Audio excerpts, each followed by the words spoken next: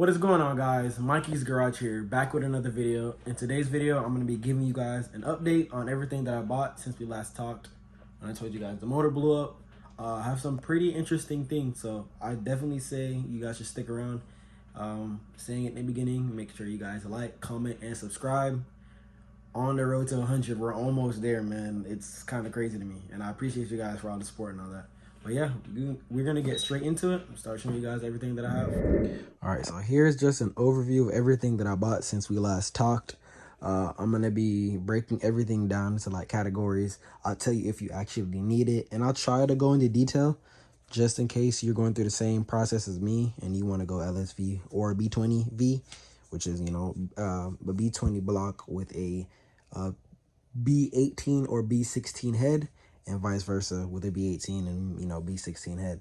But yeah, a lot of the people that would be going through the process of doing what I'm doing, which is going any style VTEC, which is LS or LSV or B20V, there's certain things on this bed that you might need. Some things I went overkill with, but I'll definitely make sure I tell you guys so that you guys kind of know what you're getting yourself into when you want to do this swap.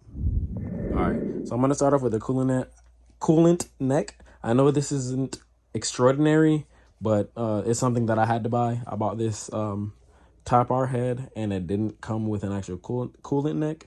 So I went on eBay and I purchased this, and it fits up perfectly. As you guys can see here, you know, goes well. So that was probably one of the first things that I bought. Alrighty, so moving on to some more meaty stuff. I got this JDM looking intake filter. I'm thinking about changing this one out and going for the green one because I feel like it just like, I don't know, I like the look of it. But this intake piping came off my single cam. If you guys watch the videos way back then, you'll recognize it. I'm going to use it again. I have the wheel intake on my car right now, but I've been looking on forums and doing research, and these style intakes make a lot more power than any other. So I'm just going to go back to, you know, what's best, and I'll be using that instead of the wheel intake. Alrighty, and then as you can see right here, it's a timing belt. This is something that you actually need for LSV or B20V. It's a GSR timing belt. You're going to need the GSR timing belt because, you know what I mean, you're going to be running VTEC and you need a longer belt so they can get all the way to the bottom and over to the top with the cam gears and everything. So this right here is one of the needs if you're going to be doing LSV or B20V. This I can't say is an overkill. You do not need to buy high torque flywheel bolts. I just did it because I have bad luck with flywheel bolts. I've literally stripped 2 blocks now, not doing things correctly. It's all a learning process. But yeah, I could have returned this, but I think I'm just going to keep it and I'm going to use it on the new block. But as you guys can see, this is an idle air control valve. This is probably the beefiest one I've ever seen in my life. But yeah, this works hand in hand with the intake manifold. This is one of the most recent buys. I literally just bought the intake and the idle air control valve. They came together. But yeah, I would say this is a bit overkill. You don't need to get the Skunk 2 Ultra. You could just get a stock B16 intake manifold, whatever is cheaper and whatever you can find. Because at this point with B-series parts, it's kind of hard to find the parts, so you don't have to go this overkill. I mean, it was a preference, so that's the only reason why I have this. All right, and as you guys can see, it's an ECU. This is a jumper harness because this is an OBD1 P75 and my car is OBD2, so I had to get a jumper harness so it actually worked. I think I'm going to be putting the tune on this one, and then I have another P75 that's actually in the car that's running my car now. But yeah, I think I'm just going to go with the OBD1 because I've heard that OBD1's a lot easier to tune than OBD2, so yeah, that's why I got it. I don't want to say it's overkill because if we're going to be completely honest, in the ECU's current state right now isn't best for what I'm doing now. So I'm going to be going to a shop and getting it chipped on with a Hyundai S300 so that I can run VTEC and I can, you know, regulate and see what's going on with the motor and all that. So yeah, I don't want to call it overkill. You actually need ECU, but this is not even a proper ECU. I'd say I think a P28 would be a better ECU to run with VTEC, but yeah, this is definitely not overkill. All right, so as you guys can see, what I'm holding in my hand right now is a GSR water pump. It's the 22 22 teeth. Just, you know, when you're doing your research, you're going to need this for B20V or LSV. This is not overkill. You actually need this. Same thing with the GSR timing belt. The reason why you're going to actually need it is because do you want the motor to be staying cool? You don't want it to be overworking itself. And if you stay with a stock B20 or B18 water pump, it's not going to be cooling the motor efficiently like how it's supposed to. Because the car is going to be revving higher. You know, you have to put all the factors into it. So definitely invest in this. You don't want to be going through motors and stuff. So these aren't overkill. You need these too. All right, the moment everybody's been waiting for, the overhaul on the Type R head. And I got a steal for it. You know what I mean? Usually, from what I've seen, Type R heads that go for 1,000 to like 1,500, and I actually got this for 750. And I'm gonna show you guys why.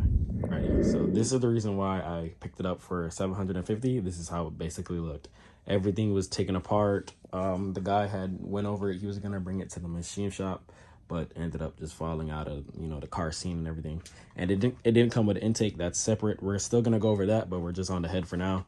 Everything was separated. It had some gashes and stuff on the bottom of, you know, the surface, but I already went to the machine shop and I got it resurfaced and it's ready. Here's the MPT pipe plugs and all that. As y'all can see, one of them is gone already. I already have it tapped down here so that we can start pulling oil from here. You can see it's already loose also. So the oil drain that's way under here, that's already tapped, so oil won't be coming out of there, and it's all ready for LSV or B20V. But yeah, when you're doing LSV or B20V, it's kind of obvious this is not overkill. You actually need a VTEC head to do, you know, LSV or B20V. And then the valve cover and itself, this is definitely much overkill. I paid $300 for just the valve cover alone. I wanted a genuine, you know, JDM Type R valve cover. I didn't want the USDM one where it said Honda Motor Co. and then Doc VTEC. I didn't really like that. This is my favorite looking one, and I couldn't find them in the States. So I just went online on a Japanese website and I found them. They were selling for $300, and I was just like, all right, I'm just put a plug on it. So yep, I put a plug for it. I think you can find them on eBay also, because I was doing research and I found some on there. So yeah, you can kind of say that it's overkill. You don't have to get, you know, a JDM Type R valve cover and spend that much money. You can find something for cheaper. So yeah, this is definitely not necessary. You didn't have to really get a valve cover this expensive. Last but definitely not least, the Skunk 2 Ultra intake manifold. This thing is beefy, man. I didn't expect, I wasn't even expecting to get one of these. I was just expecting to get, you know, the little Type R intake manifold that swoop up. I have one on the B20 now. You know, the regular Skunk 2 Pro series. Yeah, the Pro series intakes. I didn't expect to get an Ultra, but one of my buddies had one and he was selling it to me. I got a deal on it, and you know, I just had to pull the plug on it, so, or pull the trigger on it, my bad. Yeah, so I pulled the trigger on it, and yeah, I got it for a good price. And I've been doing research on the Pro series versus the Ultra series, and these make a little bit more power. So I'm going to be squeezing as much power as I can out of this motor. So I'll have to go an extra mile and, you know, spend a little more money to get the max amount of power out of the car. I'm definitely going to do that. A few things that I'm missing, though. I am missing the distributor, as you guys can see here. I might be going coil on plug before we even get the car on the road. I'm not really sure yet, but I'm leaning towards just doing distributor with plug and plug wires, but we'll see. I don't know, but I am missing the distributor and I'm missing the plug wires. And then, you know, I got to get some, you can't even see into there, but I need to get some spark plugs, some NGK spark plugs for it. But yeah, for the most part, I showed you guys everything. It's way too heavy for me to lift up and show you guys where it's tapped. You guys can just go on my TikTok. It's EK Mikey, but we use that size. It's MPT 1/8 pipe plug, and then, you know, you tap and dice it. Once you do that, you have to bring it to the machine shop and then let them resurface it so that you can run the LSV kit. bolts in here, and then it goes down to way under the block, which I don't have a block on the bed, but you guys understand where I'm what I'm referencing it at. But yeah, that's all that I have for now. There was a couple more things missing. I already had these because I had an exhaust leak, so I bought exhaust studs. So yeah, when I first bought it, it only came with this one and it came with that one. The rest of these are exhaust studs that I already had in the crib. So I put a fair amount of money into the head. That's why it was only sold for $750. It was missing a lot of things, and I had patience. So I'm not rushing the car to get back on the road. I do want to be on the road really bad, but I'm not gonna rush it. So, you know what I mean? I just took my time, basically bought everything, some things I already had inside the house, and you know, I'm slowly getting it to where it needs to be. I'm gonna be running the 70mm throttle body on here too. That's already on the car already. I'm gonna be taking that off, you know, once the build gets actually started and we have the block and everything. But yeah, I covered everything that I have for now. I'm gonna try to keep you guys updated and keep on making videos. It just took me a while because there was so many things coming in the mail, and I didn't want to make an update video for you guys and not have everything that I've ordered so far. But I have everything that I ordered so far. Haven't ordered anything for right now. Soon we're gonna be there. But yeah, make sure you guys like, comment, subscribe, turn on post notifications. I see we've grown so much from when we first really started grinding, and I'm gonna try to keep up this YouTube grind. But yeah, you guys see, I'm trying to make a freaking beast for you guys. I wish I could drive it already, man. I like lay down in bed and just like dream about driving this thing and how it's gonna sound. But yeah, like I said, make sure you guys like, comment, subscribe, turn on post notifications, and I'll catch you guys in the next one. Thank you for all the support. Peace.